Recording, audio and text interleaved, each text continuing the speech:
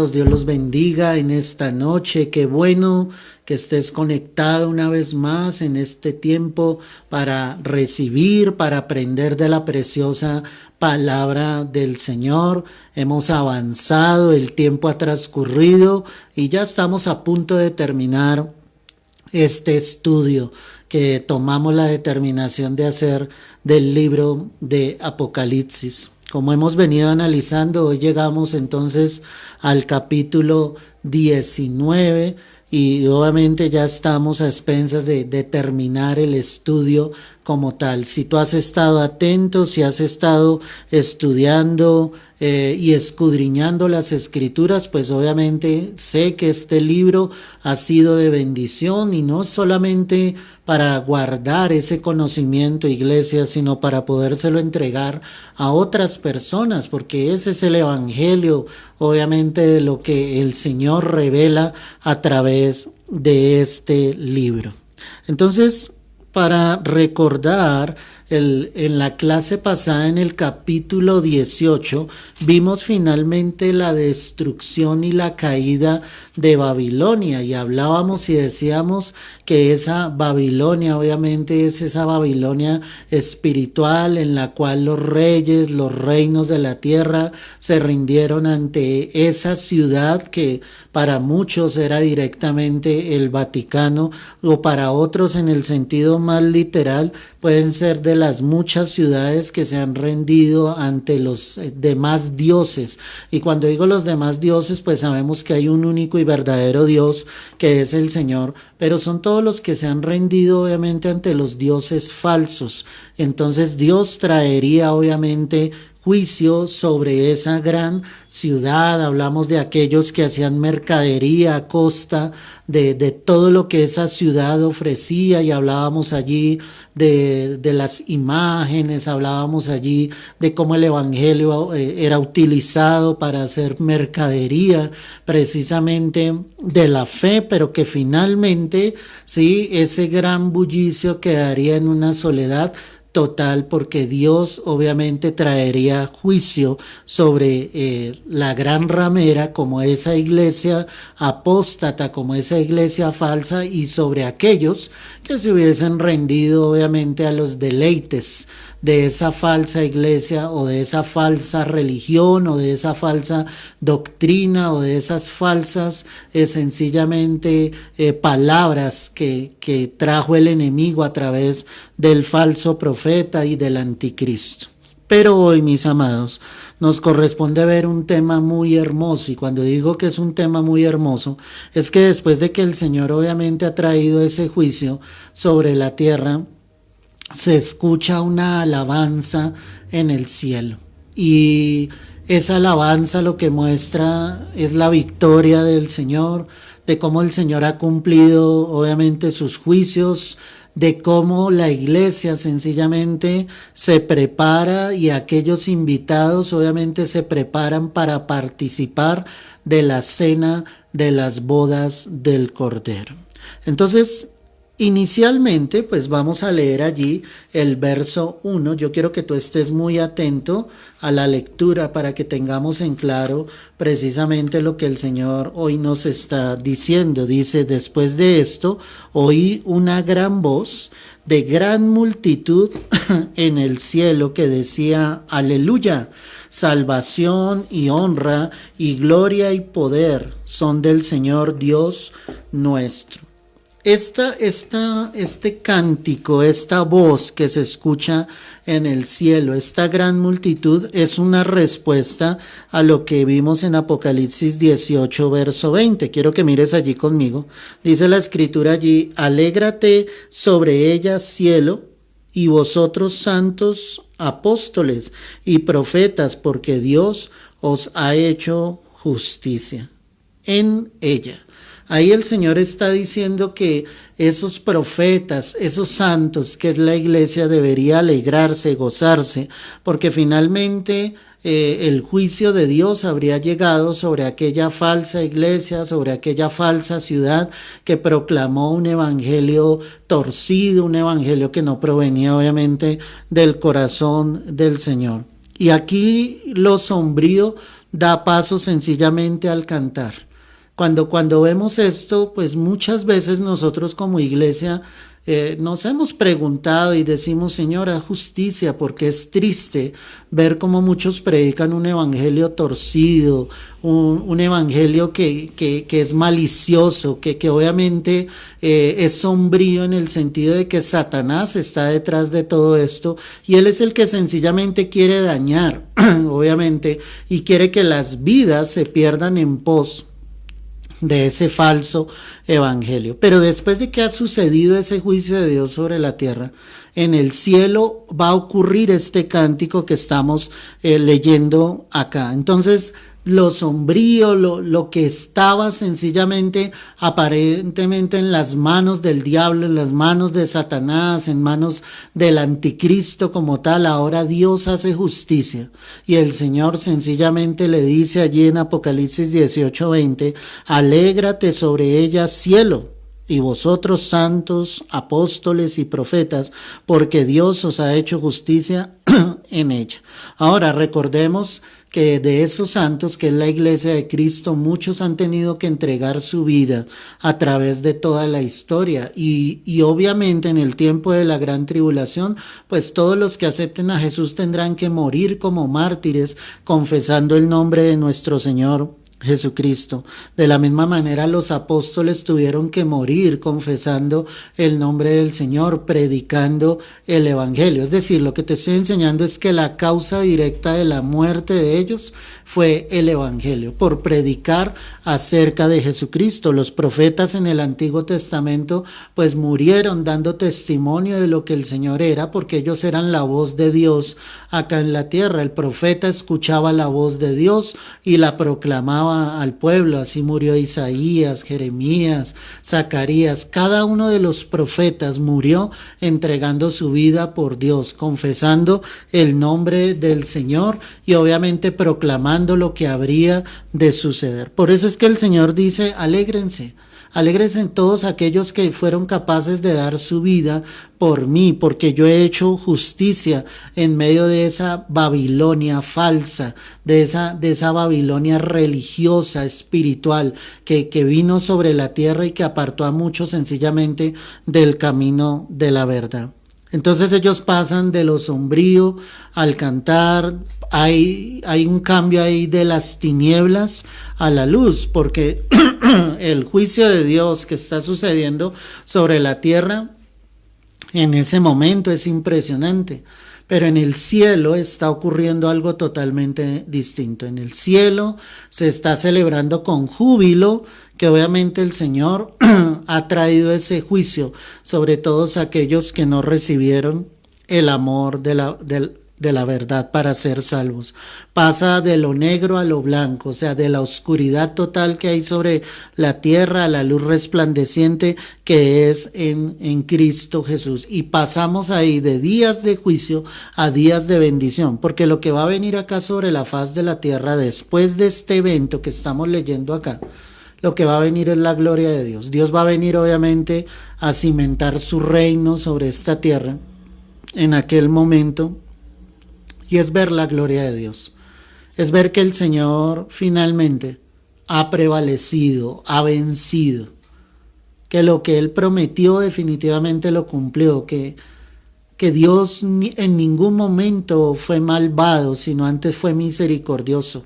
Y el hecho, perdóname, de que Él ejecute su juicio,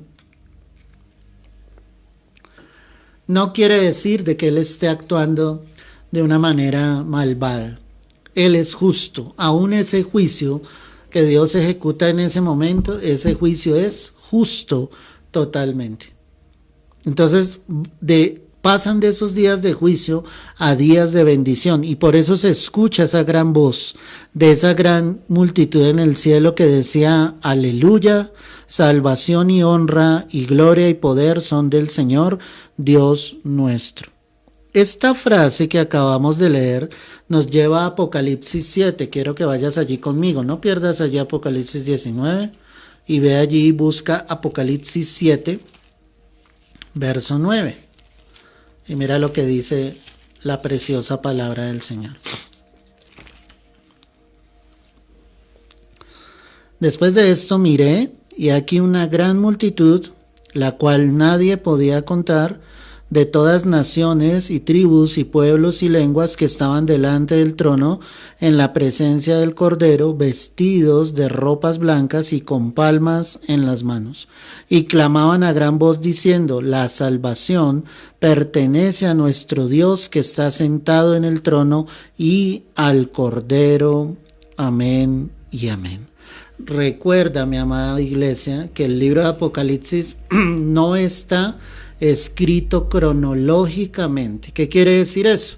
Que en la medida en que vamos leyendo el libro vamos a encontrar eventos que están sucediendo en la tierra, otros que están sucediendo en el cielo, pero no quiere decir que estén sucediendo de una manera cronológica, es decir, que un evento prosigue al otro. Eso es lo que quiero que tú entiendas.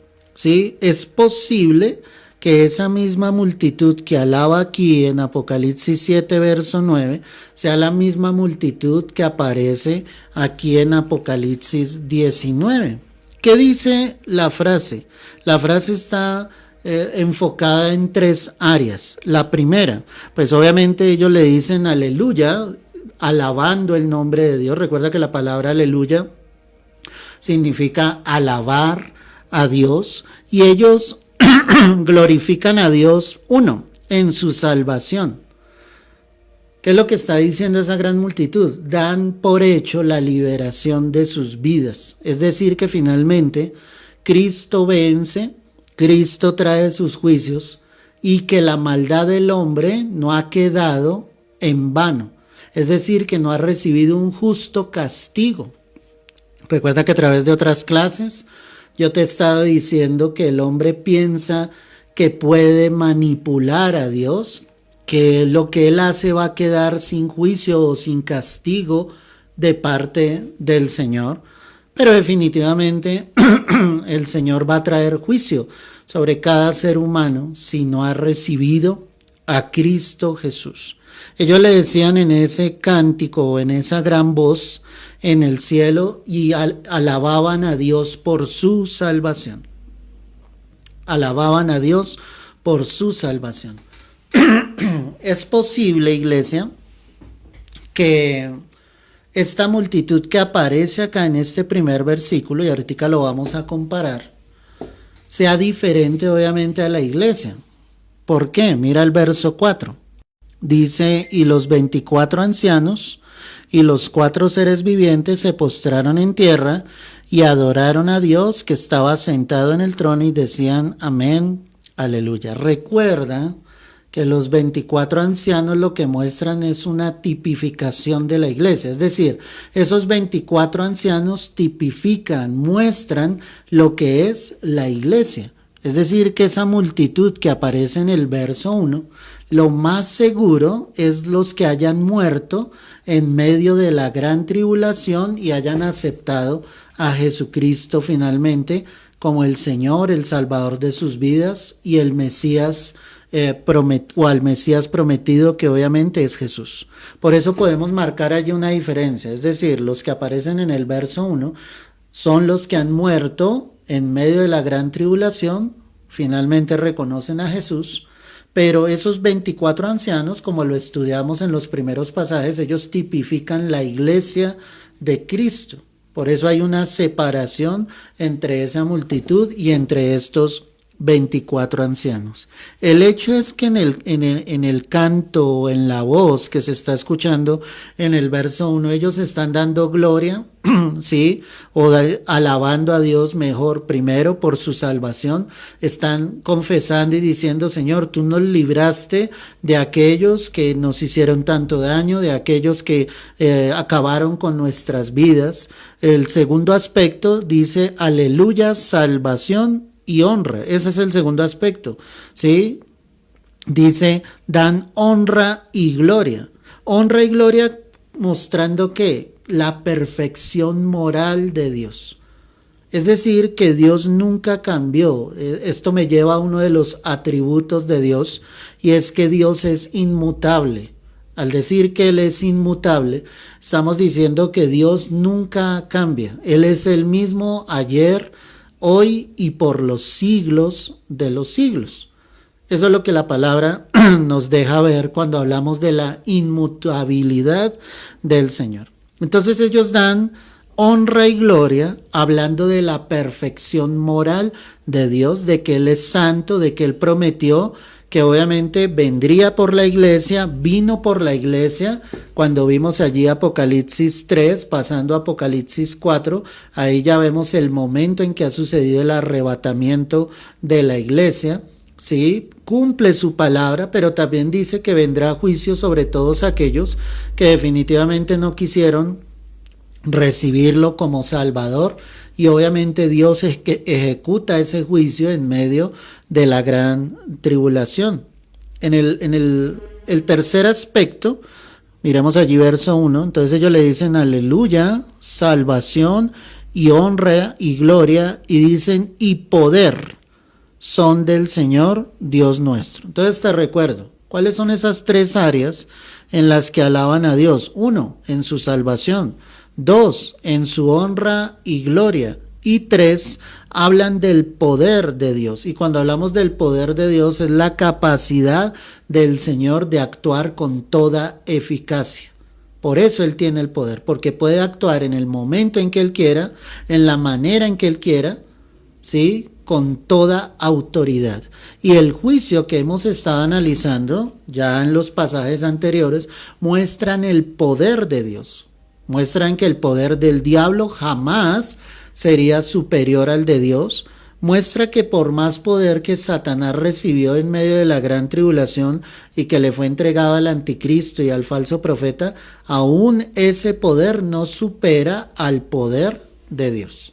Eso es algo claro, eso es algo que nosotros debemos tener en cuenta. Entonces, esas tres áreas son las que esa gran multitud está alabando y glorificando al Señor. Y dice, y poder son del Señor, Dios nuestro.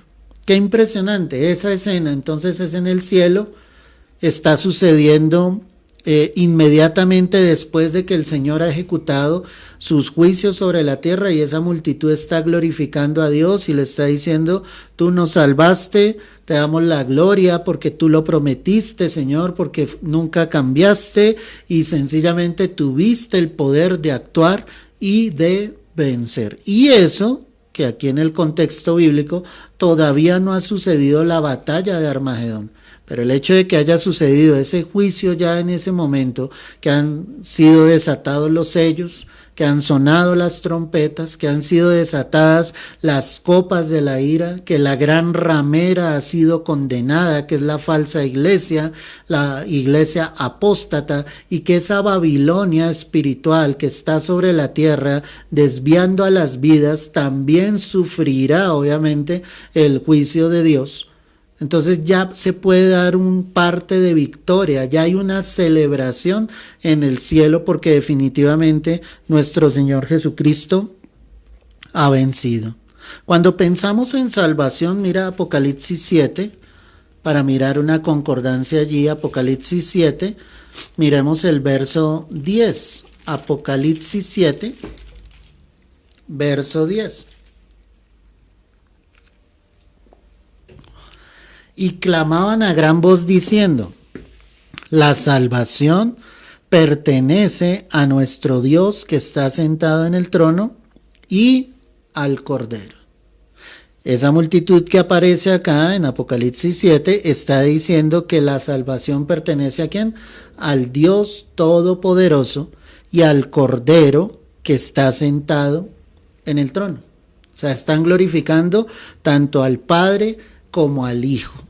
No es que estén obviando al Espíritu Santo, sino por el Espíritu Santo es que esa gran multitud puede glorificar y reconocer que la salvación procede tanto del Padre como del Hijo. Y si hablamos de la gloria y del poder de Dios, mira Apocalipsis 4, verso 11, dice la Escritura, Señor, digno eres de recibir la gloria y la honra y el poder, porque tú creaste todas las cosas y por tu voluntad existen y fueron creadas. Amén y amén. en esa adoración celestial que estudiamos en el capítulo 4, vemos obviamente que esta multitud también está glorificando a Dios y le está diciendo: Señor, solo tú eres digno de recibir la gloria, la honra y el poder. Y dan la razón, dice, porque es que tú creaste todas las cosas, por tu voluntad existen y fueron creadas por tu mano. Por eso hablamos de la gloria y del poder. El único que pudo haber creado esta tierra, los cielos que en ella hay, los mares que en ella hay, y el único que nos pudo formar en el vientre de nuestra madre es Dios, solamente Él. Así el hombre quiera creer cantidad de fábulas, de genealogías, de hipótesis, si me entiendes, de doctrinas, la verdad es que el único que lo pudo haber hecho es Dios. Por eso podemos darle la gloria, la honra y el poder, porque todas las cosas por Él fueron creadas y en Él subsisten, como lo dice allí en la carta del apóstol Pablo a los Colosenses. Entonces regresa a Apocalipsis 19, verso 1, y ya entendiendo quién es esa gran multitud, vuelvo y te repito, esa gran multitud que se ve aquí en el versículo 1, posiblemente son los que han muerto en medio de la gran tribulación y que obviamente llegarán al cielo y glorificarán el nombre del Señor. Dice, ellos decían entonces: aleluya, salvación y honra y gloria y poder son del Señor Dios nuestro. Pero da una razón, y esto es muy importante: porque sus juicios son verdaderos y justos, pues has juzgado a la gran ramera, que ha corrompido a la tierra con su fornicación y ha vengado la sangre de sus siervos de la mano de ella. A esa es la razón, porque sus juicios son verdaderos. ¿Por qué le podemos dar la gloria y la honra al Señor? Porque sus juicios son verdaderos, porque todo lo que dice su palabra es verdad, porque todo procede de Dios. Por eso la iglesia puede darle gloria y honra acá en la tierra. Por eso habrá esa adoración celestial, por eso habrá esas alabanzas en el cielo al final de la gran tribulación, porque este momento que nosotros estamos estudiando ya es el final de la gran tribulación. En otras palabras, son el final de esos 7 años, donde ya hay un parte de victoria, donde ya Cristo está por regresar, y si el tiempo hoy nos alcanza, lo estaremos estudiando, cuando venga para librar la batalla de Armagedón. Los juicios del Señor, dice acá, son verdaderos. Lo que está mostrando es que Dios es fiel a sí mismo. Y Él es santo, desde un comienzo, Él es santo, santo, santo. Él no ama el pecado sobre la tierra. Por eso fue que tuvo que enviar a su propio Hijo a morir en la cruz. Por cuanto todos hemos pecado, pues estamos destituidos de la gloria de Dios. Y la única manera en que podríamos llegar al Padre era a través de Jesucristo, reconociendo la obra de Cristo Jesús en la cruz. Cuando hablamos de que sus juicios son justos, ¿sí? Él iba a hacer justicia de, ¿sí? ¿Hacer justicia de qué? Hacer justicia frente a su palabra, de todos los que, como lo estábamos analizando allí en Apocalipsis 18, ¿sí? De todos aquellos que habían maltratado a sus hijos, aborrecido a su pueblo, a su iglesia, Dios traería justicia de los hechos de los hombres sobre esta tierra. En la clase pasada lo analizábamos y te decía, hoy encontramos una humanidad perversa, lejos de Dios, ateísta, que se ha olvidado de su creador, en la peor historia de la humanidad. Seguimos viviendo tiempos terribles alrededor del mundo. Ya en las noticias escuchábamos esta semana lo terrible que está Cuba, como hay saqueos en Cuba, porque la gente obviamente tiene hambre y están aprovechando esa circunstancia obviamente para rebelarse, para inclinarse hacia el mal. También sucedió en Sudáfrica, un país obviamente en el continente africano, y están sucediendo cosas terribles en el mundo y seguirán sucediendo, porque esto es la antesala para que el anticristo un día se pueda manifestar. ¿Y cuándo se manifestará el anticristo? precisamente cuando la iglesia sea arrebatada. Entonces, cuando dice que sus juicios son verdaderos y justos, uno, el Señor hará justicia de todo lo que el hombre, ¿sí?, ha hecho. O sea, esa será la causa por todo lo que el hombre hizo. Pero la segunda razón es que el Señor hará justicia ¿a quiénes hará justicia? A sus escogidos, a su iglesia. Recuerda que en la Escritura veíamos que preguntaban y decían, Señor, ¿hasta cuándo? ¿Hasta cuándo tú vas a permitir el pecado? Y tal vez eso ha sido la oración de muchos, diciéndole al Señor, ¿hasta cuándo habrá esta maldad? ¿Hasta cuándo sucederán todo este tipo de cosas? Padres violando a sus propias hijas, hijos matando a sus madres, sencillamente las personas perdiendo el uso natural con el que el Dios Todopoderoso nos creó, hombres, mujeres, tanta perversidad que hay sobre la tierra, y le decimos, Señor, ¿hasta cuándo?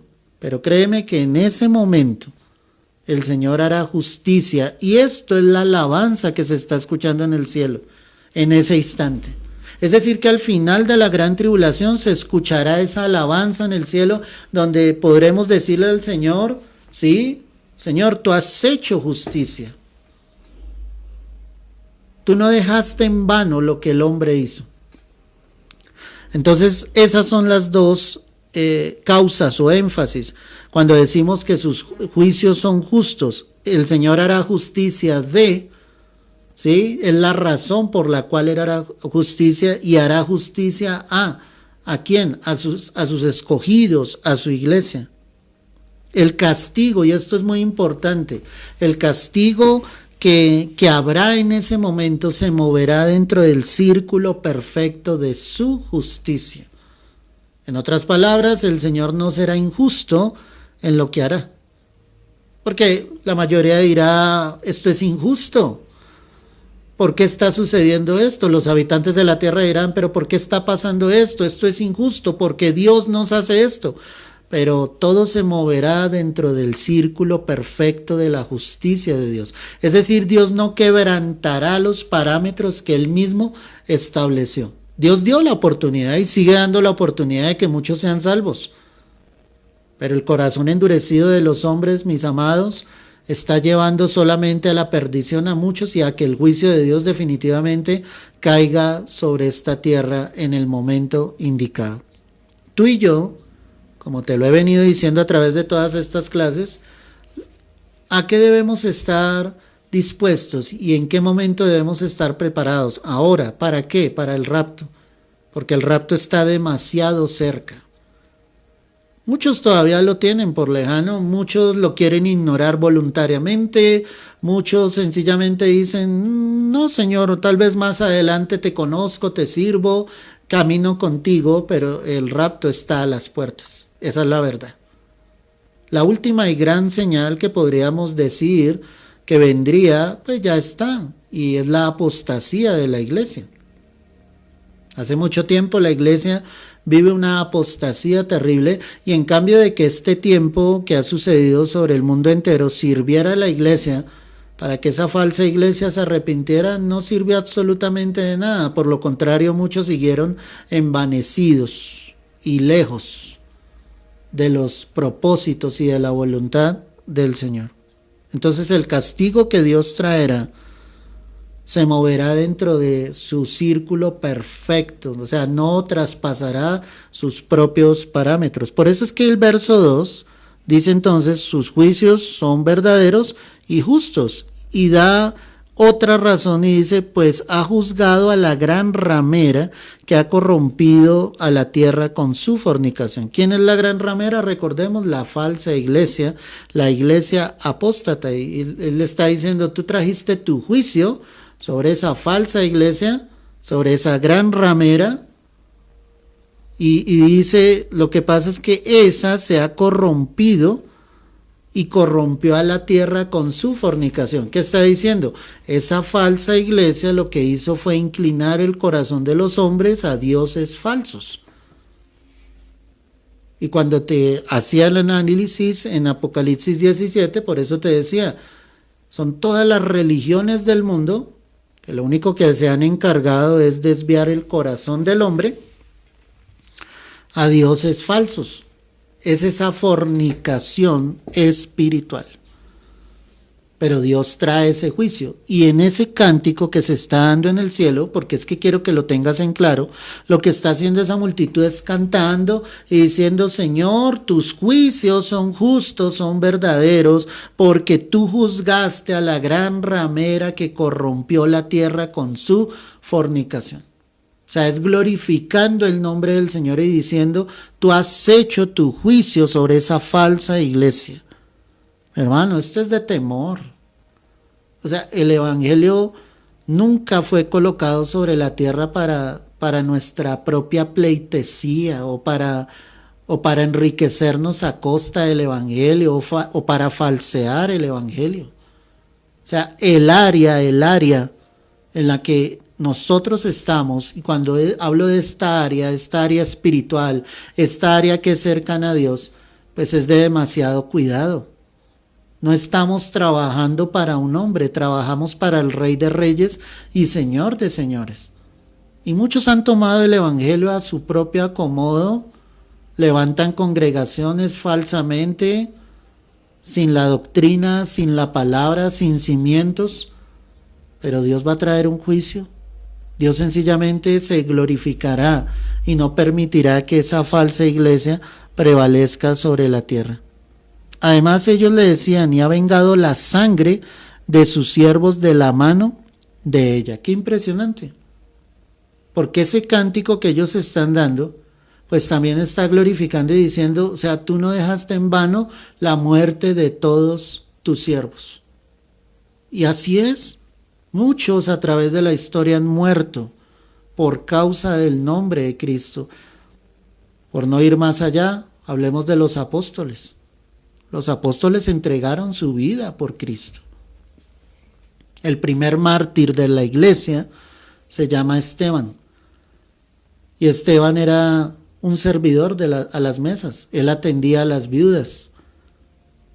Había sido escogido por el apostolado, por los apóstoles, pero tenía que tener unas características fuertes. Era un hombre de buen testimonio, lleno del Espíritu Santo, y aunque Esteban servía a las mesas, él predicó el evangelio, tanto que cuando los judíos lo escucharon, empezaron a venirse contra él y a apedrearlo. Y dice que ya en ese momento en que él estaba siendo apedreado, vio los cielos abiertos y al Hijo del Hombre, es decir, a Jesucristo mismo, que estaba sentado a la diestra de Dios. Qué impresionante. Él murió entregando su vida por Cristo. Cuando la palabra dice acá que Dios vengará la sangre de sus siervos de la mano de ella, pues obviamente el Señor está mostrando que la muerte de todos los que han creído en Cristo y que han tenido que entregar su vida por causa del Señor, esa muerte no quedará en vano. Y eso me alegra y me gozo en el Señor. Por todos aquellos que han sido capaces de llegar hasta el final confesando el nombre de nuestro Señor Jesucristo. Por todos aquellos que han sido fieles, que han perseverado, que para ellos fue más importante las almas que las riquezas de esta tierra, que un reconocimiento, que un aplauso, porque el verdadero siervo es aborrecido, el verdadero siervo, el camino se le va haciendo cada vez más angosto, y ahí está confirmando que va por el verdadero camino.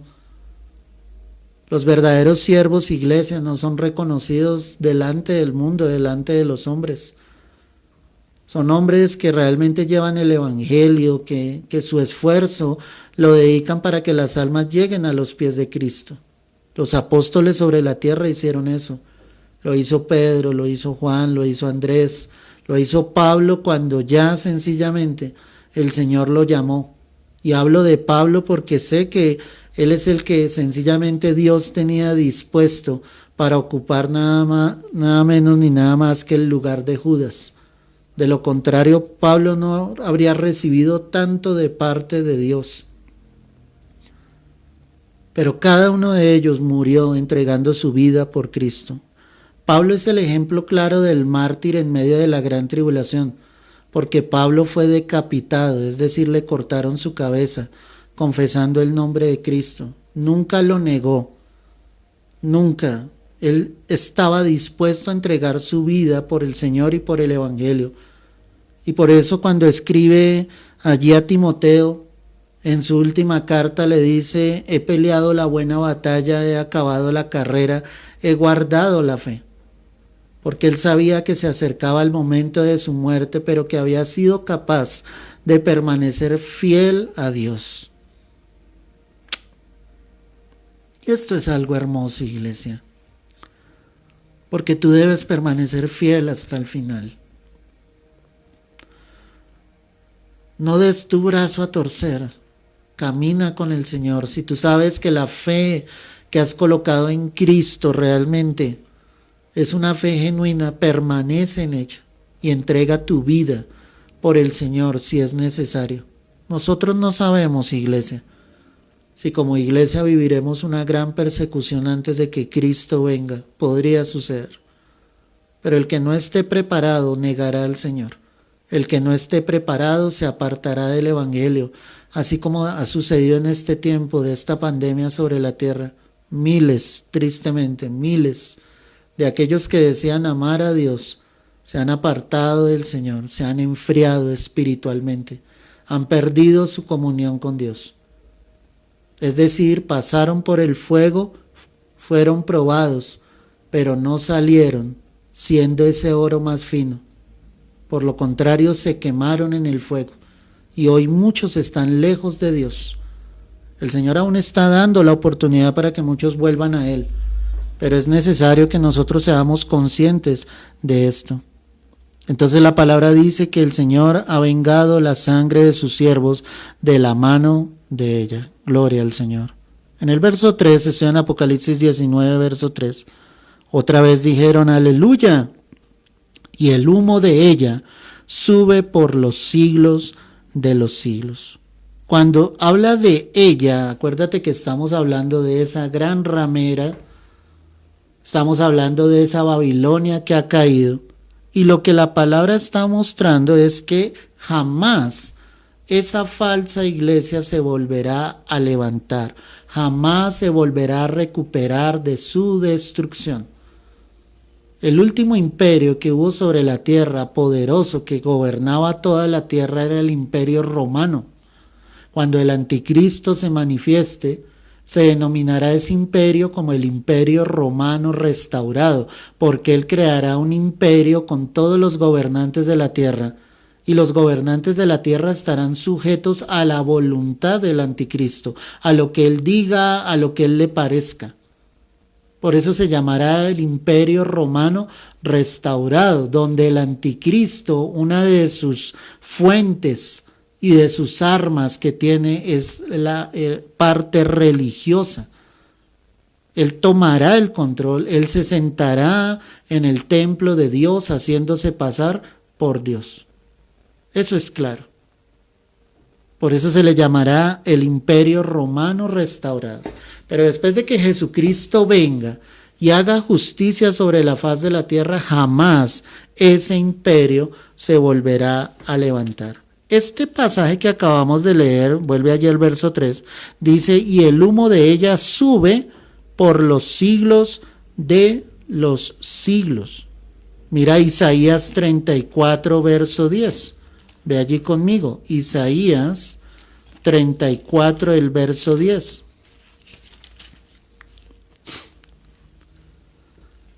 Dice la Escritura: no se apagará, hablando de la ira del Señor sobre las naciones de la tierra, dice: no se apagará de noche ni de día, perpetuamente subirá su humo, de generación en generación será asolada, nunca jamás pasará nadie por ella. Esa es una palabra profética que concuerda muy puntualmente con lo que estamos leyendo en Apocalipsis 19, verso 3. Dice que no se apagará ni de noche ni de día, que perpetuamente subirá su... Ahí lo que la palabra nos empieza a hablar es de un tormento eterno, de que las almas que estén sobre la tierra en ese momento final de la gran tribulación, lo único que les quedará es una condenación eterna lejos de Dios. Qué triste eso. Ahora mira Apocalipsis 14, verso 11. Apocalipsis 14, verso 11. Cuando hablamos del mensaje de los tres ángeles, recordemos, y el humo de su tormento sube por los siglos de los siglos, y no tienen reposo de día ni de noche los que adoran a la bestia y a su imagen, ni nadie que reciba la marca de su nombre. ¿Te das cuenta que es exactamente lo mismo que estamos leyendo?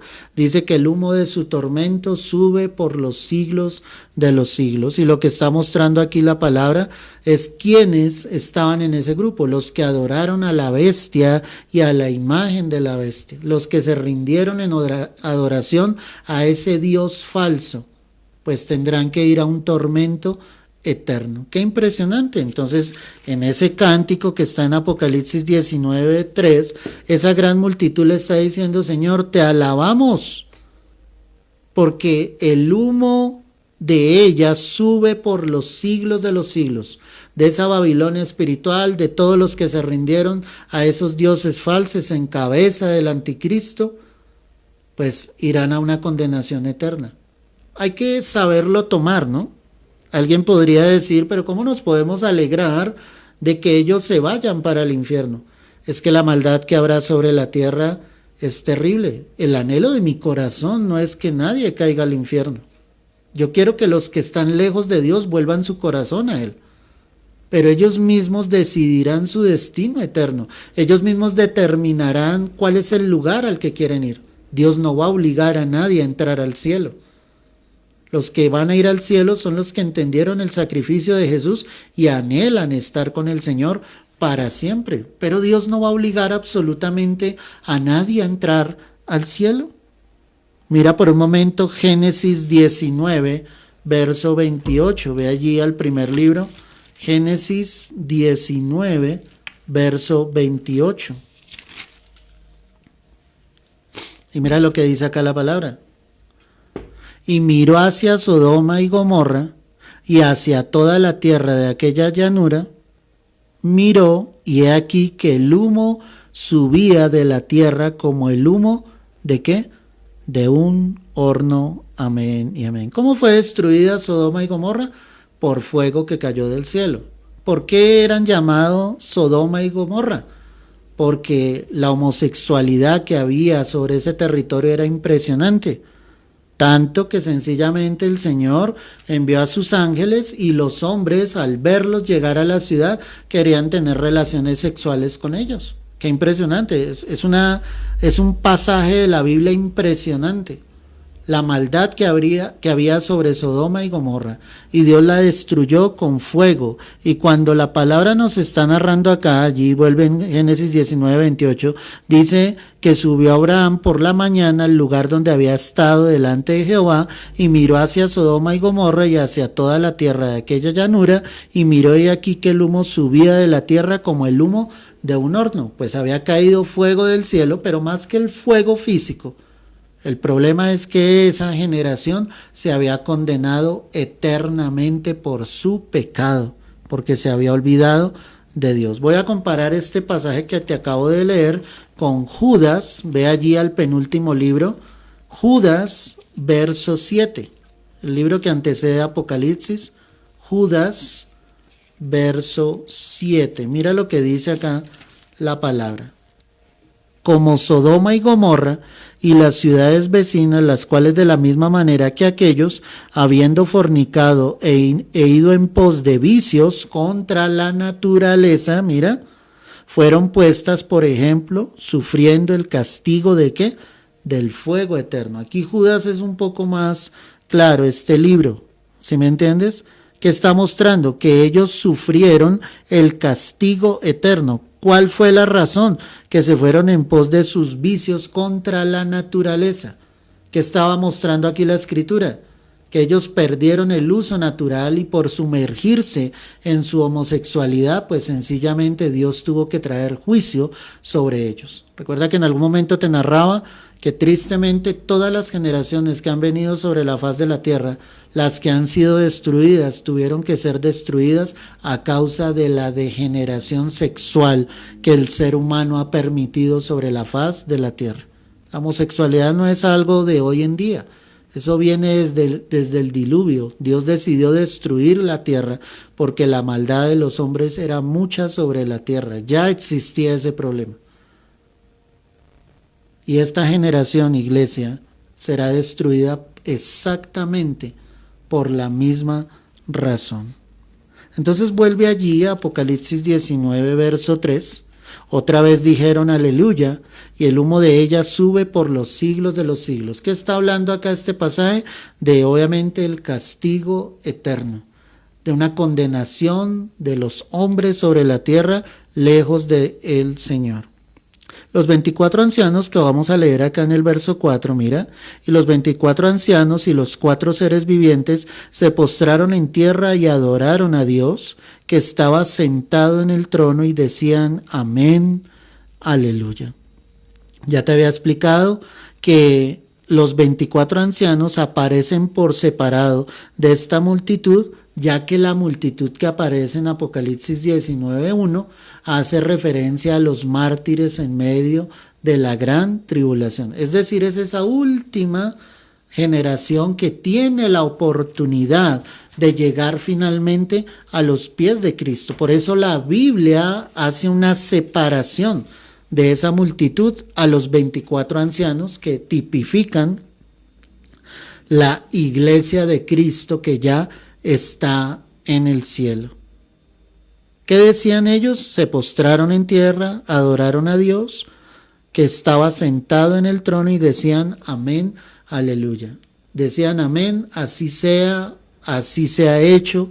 Decían aleluya, alabamos a Dios, al Rey que vive por los siglos de los siglos. Todo este pasaje, estos primeros 4 versículos que hemos leído, nos están mostrando claramente cómo todo el énfasis está hacia el Señor, hacia el Cordero, hacia donde están ellos en el trono, donde reinan, donde gobiernan, y obviamente se le está dando alabanza, honor, gloria, poder a los que han ejecutado ese juicio sobre la tierra por su justicia, porque Dios es santo y el hombre jamás podrá traspasar los parámetros que Dios obviamente ha instituido sobre la faz de la tierra, parámetros que son sabios, parámetros que son eficaces, son justos, y parámetros que sus hijos obviamente debemos cumplir. Cuando miramos allí Apocalipsis 19:5, dice la escritura: y salió del trono una voz que decía, alabad a nuestro Dios, todos sus siervos y los que le teméis, así pequeños como grandes. Dice que salió del trono una voz que decía.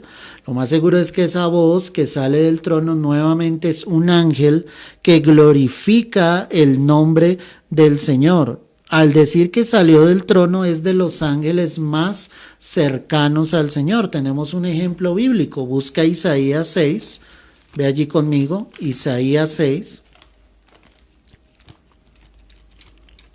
Vamos a observar el verso 1. Mira lo que dice la palabra. Isaías 6, verso 1.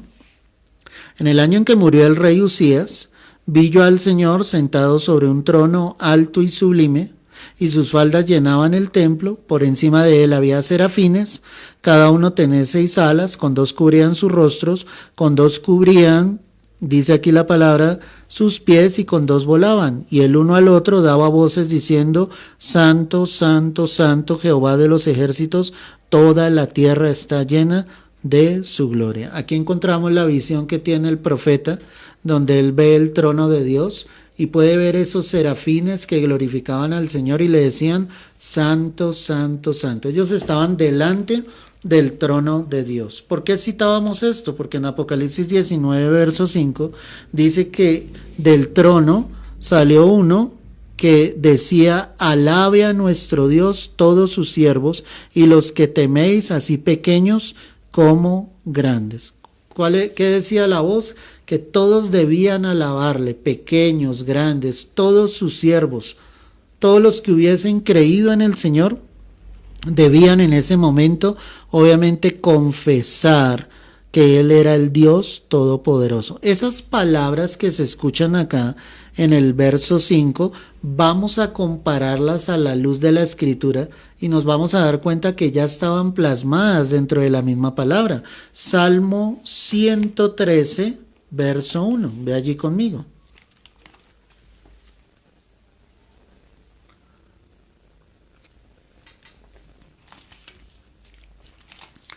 Salmo 113, verso 1. Alabad, siervos de Jehová, alabad el nombre de Jehová. Qué impresionante, ¿no? Porque en el capítulo 19 de Apocalipsis, verso 5, ¿qué está diciendo ese ángel que sale del trono? Alabad a nuestro Dios todos, ¿qué? Sus siervos. Y el salmista, aquí en el Salmo 113, 1 dice, alabad, siervos de Jehová. Qué impresionante. Salmo 115, verso 13. Salmo 115, verso 13. Mira lo que dice acá la palabra. Bendecirá a los que temen a Jehová, a pequeños y ¿qué? Y a grandes. ¿Y qué dice Apocalipsis 19, 5? Volvemos allí. Alabad a nuestro Dios, todos sus siervos, y los que le teméis, así pequeños como grandes. El salmista estaba diciendo entonces que Dios bendeciría tanto a pequeños como a grandes. Recuerda que en un contexto bíblico, cuando lleguemos allí al juicio ante el gran trono blanco, te lo volveré a explicar, hablábamos de que pequeños y grandes se está hablando tanto de adultos como de niños que deben alabar y exaltar el nombre de Jehová. En Salmo 135, verso 1, ve allí conmigo. Salmo 135, verso 1, mira lo que dice la preciosa palabra del Señor. Alabad el nombre de Jehová, alabadle siervos de Jehová. En lo personal me llama mucho la atención eso, ¿cierto? Alabadle siervos de Jehová. Siervo, recuerda que en el original, en el griego original, la palabra me lleva a mostrarnos que siervo es un esclavo. Muchos se mofan diciendo yo soy siervo del Dios viviente. O sea, si tú entiendes el significado original de la palabra siervo, tú estás diciendo yo soy un esclavo de Cristo. Y acuérdate que somos esclavos de Él por amor, porque Él nos ha entregado de su amor. Le servimos para que su nombre sea glorificado y exaltado. El Señor mismo dijo, yo no vine para ser servido, sino para servir. Y pues obviamente Él lo mostró cuando lavó los pies de sus discípulos. Estaba mostrando la señal de servicio. Él no estaba mostrando tanto que debíamos lavarnos los pies los unos a los otros. Eso no sirve de nada si tú no bajas tu cabeza, si tú no te humillas delante de Dios. Tú puedes lavar los pies de un hermano, pero si no eres alguien humilde, si no eres alguien realmente servicial, si no en ti está el ego, el orgullo, la soberbia, ese acto físico no va a servir absolutamente de nada. Lo que realmente te sirve es servir a Dios.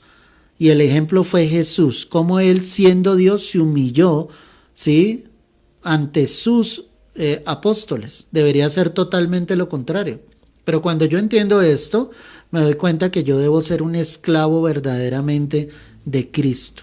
Y el cántico que se está declarando ahí en Apocalipsis 19, verso 5, que es el que estamos estudiando, ese ángel está diciendo, alaben a nuestro Dios, sus siervos, tanto pequeños como grandes, los que le temen. Y mira lo que dice el Salmo 135, el verso 20.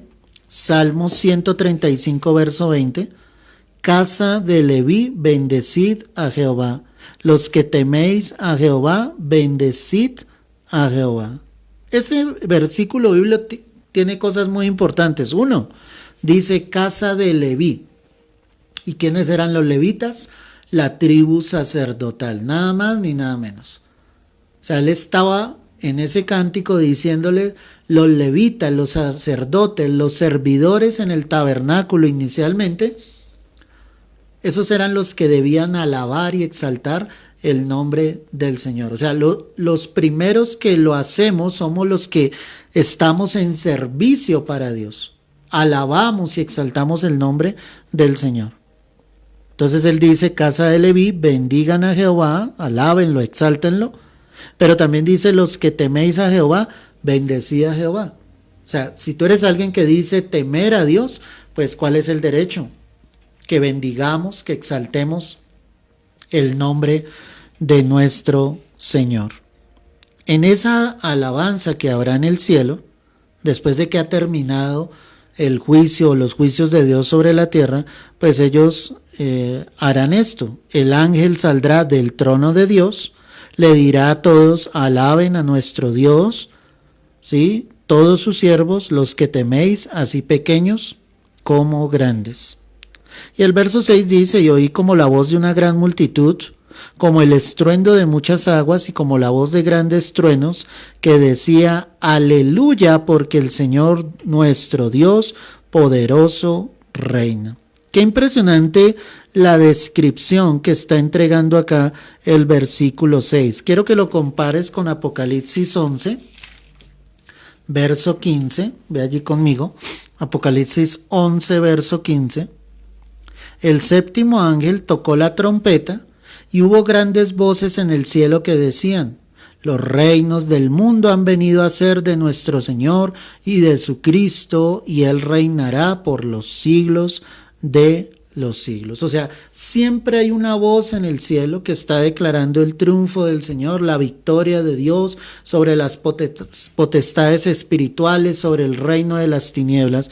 Y este pasaje que también lo estuvimos estudiando, dice que cuando el séptimo ángel tocó la última trompeta, hubo voces en el cielo que decían, los reinos del mundo han venido a ser de nuestro Señor y de su Cristo. ¿Por qué esas palabras? Porque recuerda que los reinos del mundo le han sido entregados a Satanás.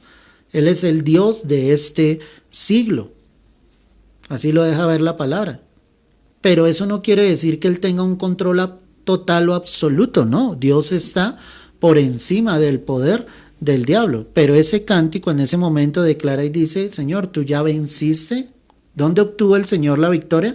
En la cruz. Desde la cruz ya hay victoria sobre esas potestades espirituales y el Señor obviamente reinará por los siglos de los siglos. Entonces ese coro que aparece en Apocalipsis 19, verso 6, dice, y oí como la voz de una gran multitud, vuelve y aparece la multitud, como el estruendo de muchas aguas. Recuerda que está usando figuras metafóricas y está diciendo, es un estruendo de muchas aguas, o sea, se escucha fuerte, como cuando el mar viene con ímpetu.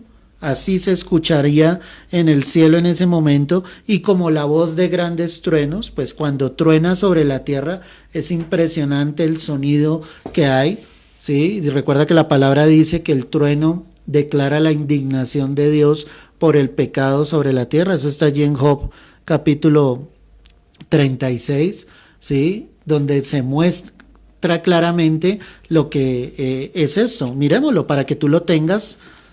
Sí, mira allí Job, vamos a mirar, capítulo 36, verso 33, mira lo que dice la palabra, ve allí conmigo, Job 36, verso 33, dice, el trueno declara su indignación y la tempestad proclama su ira contra la iniquidad. Precioso pasaje, ¿no?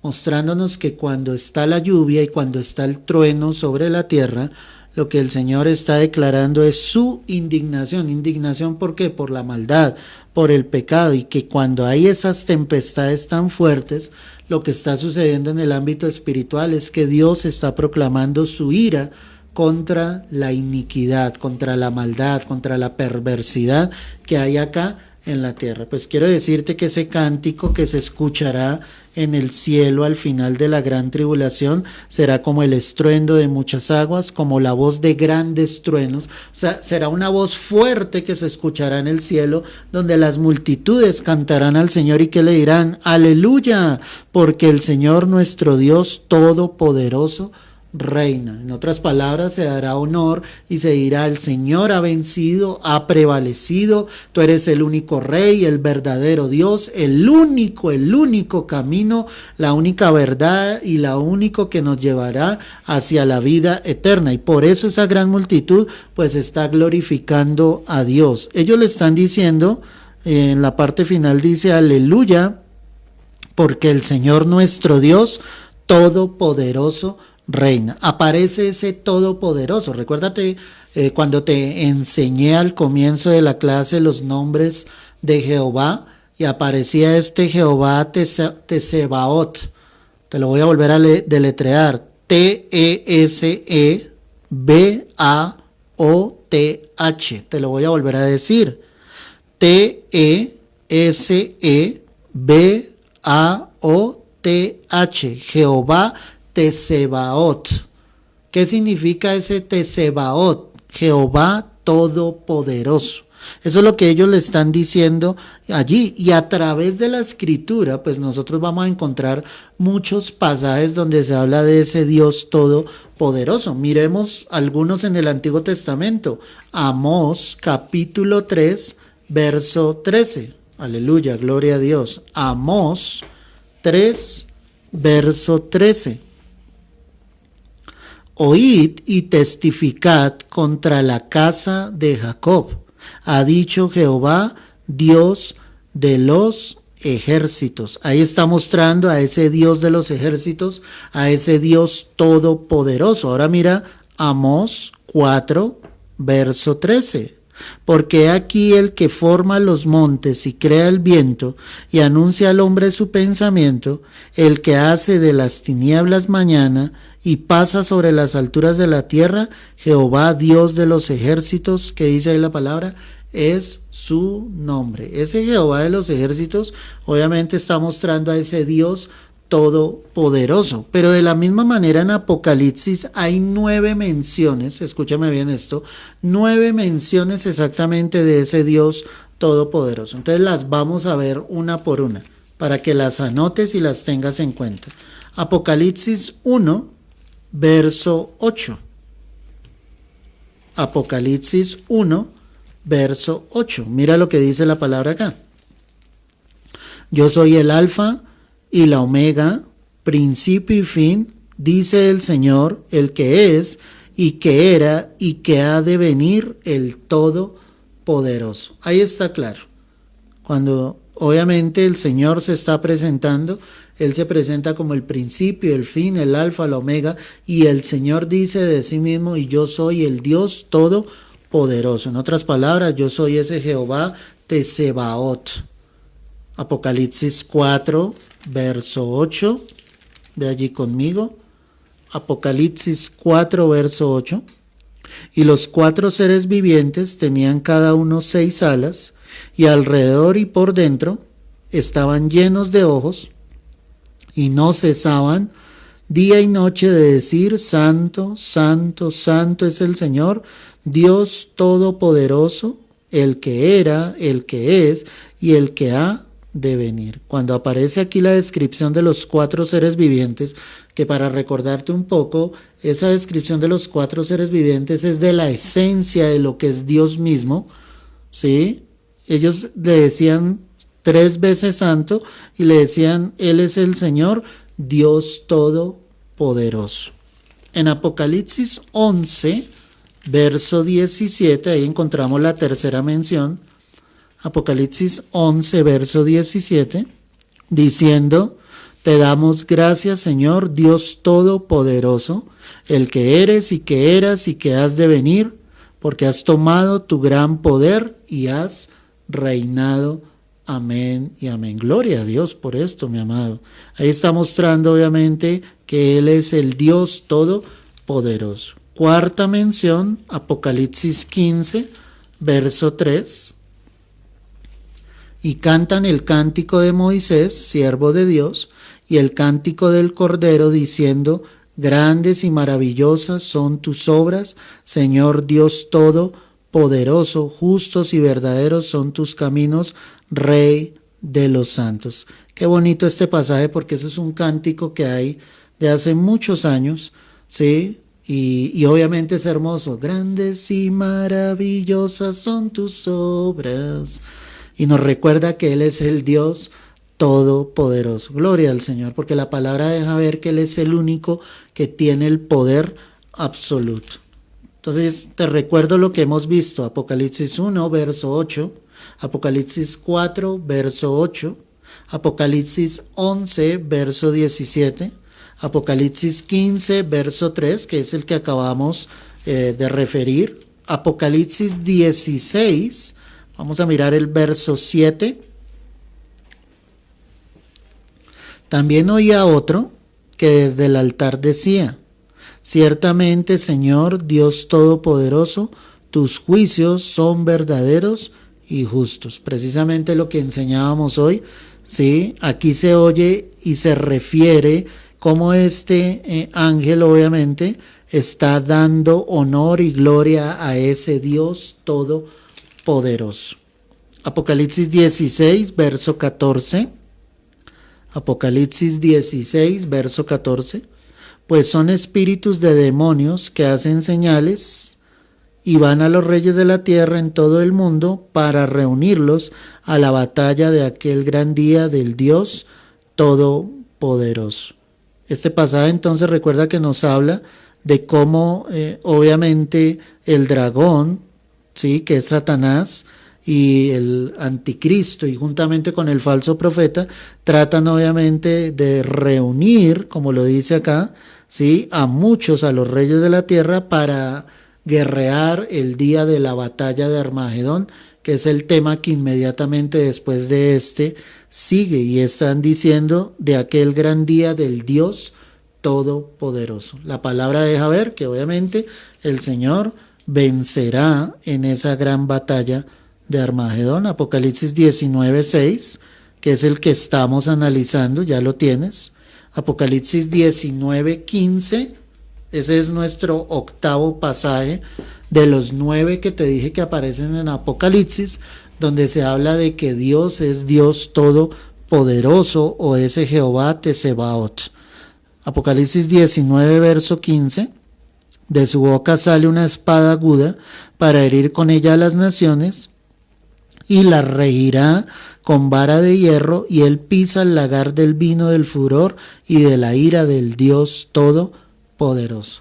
En el pasaje de la batalla de Armagedón, cuando está diciendo que de la boca del Señor sale una espada aguda, que es la palabra de Dios, y dice que obviamente los habitantes de la tierra tendrán que pisar el lagar del vino de la ira del furor del Dios Todopoderoso.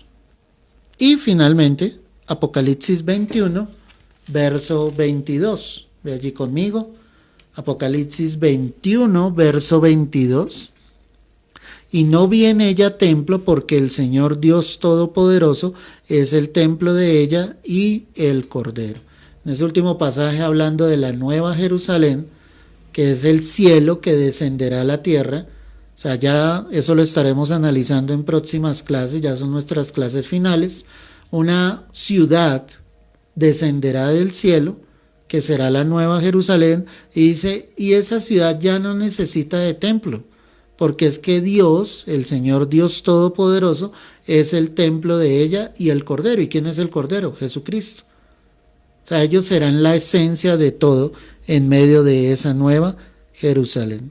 Entonces, cuando recordamos aquí lo que está diciendo Apocalipsis 19, 6, ese ángel decía que obviamente debían glorificar a Dios, ya lo vimos en el verso 5, y Juan dice, y yo escuché una voz como de una gran multitud, como ese estruendo de muchas aguas, como la voz de grandes truenos. ¿Y qué decía esa gran voz? Aleluya, porque el Señor nuestro Dios Todopoderoso reina. Impresionante la victoria del Señor. En el cielo se escuchará esa gran alabanza. Yo pienso a veces, iglesia, cuando nosotros nos reunimos como iglesia y glorificamos el nombre del Señor, ¿cómo será en el cielo? Cuando estemos allí todos glorificando a Dios. Será algo hermoso. Será lo que la palabra dice, como un estruendo de muchas aguas, como voces de grandes truenos. Será algo impresionante para la gloria del Señor. El verso 7 dice, gocémonos y alegrémonos y démosle gloria, porque han llegado las bodas del Cordero, y a su esposa, y su esposa se ha ¿qué? Preparado, y a ella se le ha concedido que se vista de lino fino, limpio y resplandeciente, porque el lino fino es las acciones justas de los santos. Esa gran multitud anuncia las bodas del Cordero. ¿Y qué son las bodas del Cordero? Las bodas del Cordero es el matrimonio entre la iglesia, los que han confesado su fe en Cristo, y nuestro Señor Jesucristo. Ese es el objetivo del rapto. El novio viene por la novia, la rapta, la arrebata. A muchos no les gusta el término raptar, entonces utilicemos arrebatar, la arrebata, la quita de la tierra y la lleva al cielo, y en el cielo están esas bodas, se ejecutan esas bodas. Entonces quiero recordarte algo que en otras ocasiones he explicado, pero para que lo tengas en claro. El evento inmediato que está esperando la iglesia es el rapto o arrebatamiento, que en ese abrir y cerrar de ojos el Señor vendrá entre las nubes y arrebatará la iglesia. Ningún ojo verá al Señor en el arrebatamiento acá en la tierra. Solamente cuando nos encontremos con el Señor entre las nubes, pues obviamente allí le veremos. Como lo dijo el apóstol Pablo, los muertos en Cristo resucitarán primero, es decir, los que hayan muerto a través de toda la historia confesando el nombre de Cristo Jesús, sus cuerpos resucitarán primero, y dice la Escritura, luego nosotros, eso lo decía el apóstol Pablo, los que estemos vivos, los que hayamos quedado, seremos arrebatados juntamente con ellos para recibir al Señor, ¿dónde? En el aire. Ese es el arrebatamiento. Cuando la iglesia sea arrebatada, la Escritura dice que el Señor presentará delante del Padre una iglesia santa y sin mancha. Por eso es que el apóstol Pablo en sus cartas habla de lo siguiente: esto corruptible, este cuerpo corruptible de pecado, se vestirá ¿de qué? De incorrupción. Este cuerpo jamás va a entrar al cielo. Por eso necesitamos vestirnos ¿de qué? De incorrupción. Y también dice la palabra en otro pasaje, seremos transformados. Al decir que seremos transformados, es que el Señor nos atavía, nos prepara realmente para ingresar al cielo como esa iglesia amada. Después de que la iglesia haya llegado al cielo, vendrá un segundo evento que es denominado el tribunal de Cristo. Eso pasará en el cielo. ¿Qué es el tribunal de Cristo? Donde nuestras obras, nuestro servicio pasará por el fuego. No es un juicio para determinar quiénes son salvos y quiénes no son salvos. No es para eso. Ya la iglesia está en el cielo, ya los que han confesado su fe en Cristo están en el cielo, y viene ese tribunal de Cristo donde Dios pasará por el fuego. Eso lo dice allí el apóstol Pablo en la carta a los Corintios. ¿Sí? Nuestras obras. ¿Y qué obras son? Nuestro servicio. Y entregará las coronas, que tú puedes buscar allí en el perfil de Micca, que es el perfil por el cual transmitimos. Busca allí el tribunal de Cristo, y allí te explico detalladamente lo que es ese evento. Después del tribunal de Cristo viene esto que estamos leyendo acá en Apocalipsis. Vienen las bodas del Cordero. ¿Qué son las bodas? La celebración del matrimonio entre la iglesia y nuestro Señor Jesucristo. Esa multitud que está allí en Apocalipsis 19, ellos están diciendo: gocémonos y alegrémonos y démosle gloria, porque han llegado las bodas del Cordero y su esposa se ha preparado. Entonces aquí viene lo siguiente. Muchos creen que los que van a morir en medio de la gran tribulación como mártires podrían participar de las bodas del Cordero. Eso sería algo imposible dentro del esquema de lo que te estoy diciendo. ¿Sí me entiendes? Porque ellos morirán en medio de la gran tribulación, mientras que en el cielo ya se están celebrando las bodas. Esos que mueren en medio de la gran tribulación serán invitados a la cena de las bodas del Cordero. Eso es diferente. Una cosa es la boda. ¿Quiénes participan en la boda? Pues el novio y la novia. Pero cada boda tiene invitados que son partícipes, pueden estar en la celebración, pueden estar en la fiesta. Entonces los que van a morir en medio de la gran tribulación, esos judíos que finalmente van a confesar el nombre de nuestro Señor Jesucristo como el Mesías Salvador, ellos podrán entrar, ingresar a la cena de las bodas del Cordero. Pero la esposa, ¿quién será? La iglesia. Obviamente, cuando en medio de la gran tribulación, esos hombres que reciban al Señor, pues ya no serán iglesia. ¿Por qué? Porque la iglesia ya está en el cielo. Espero que esté dándome a entender y pueda ser claro con lo que te estoy diciendo en esta hora. Entonces, ¿qué decía esa multitud? Gocémonos y alegrémonos y démosle gloria porque han llegado las bodas del Cordero y su esposa se ha preparado. Y a ella se le ha concedido que se vista de lino fino, limpio y resplandeciente, porque el lino fino es las acciones justas de los santos. ¿Qué te quiero explicar ahora? Te voy a explicar 3 de los elementos principales para las bodas de los judíos. Y lo que vamos a hacer, ya para finalizar acá, es comparar con Cristo. Y tú te vas a dar cuenta la similitud tan impresionante que tienen. Entonces, te voy a dar 3 de los elementos que eran básicos, primordiales, ¿sí?, en las bodas judías. ¿Cuál era el primero? Los padres arreglaban precisamente el contrato matrimonial, ¿sí?, desde que ese hombre, esa mujer eran niños.